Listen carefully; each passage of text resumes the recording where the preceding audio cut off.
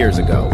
June 10th, 1940. Okay. The setting, Piazza Venezia, Rome, and we have Benito Mussolini, the Italian dictator, stepping out onto that famous balcony, huge crowds below. Tens of thousands.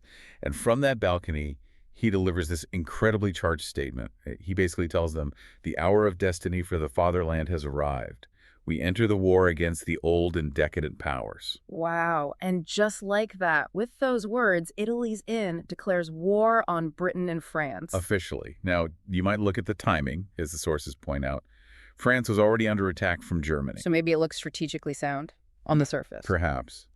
But the analysis in the sources is pretty sharp here. It describes the decision as hasty and full of illusion. Hasty and full of illusion. Okay, why? Well, because the reality on the ground was completely different from Mussolini's strong words. The Italian army, woefully unprepared. Okay. And the Italian people, they didn't actually want this war. So the statement didn't reflect the reality or the will of the people? Not at all. And their very first military move attacking France, it resulted in capturing just one small town, Menton. That was it. Hardly a glorious start reflecting the hour of destiny. Precisely.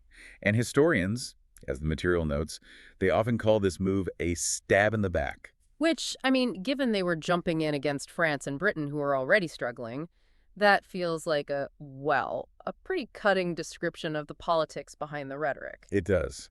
And the key insight here from the sources is really important. This wasn't just, a bad strategic call. It was a textbook example of a demagogic statement. Right. Tuyen bomi don, as the source puts it, designed to mislead. Exactly. Delivered from a position of absolute power, it hid the truth about Italy's situation, served Mussolini's ego and ambition. And led directly to years of tragedy for Italy. Prolonged tragedy.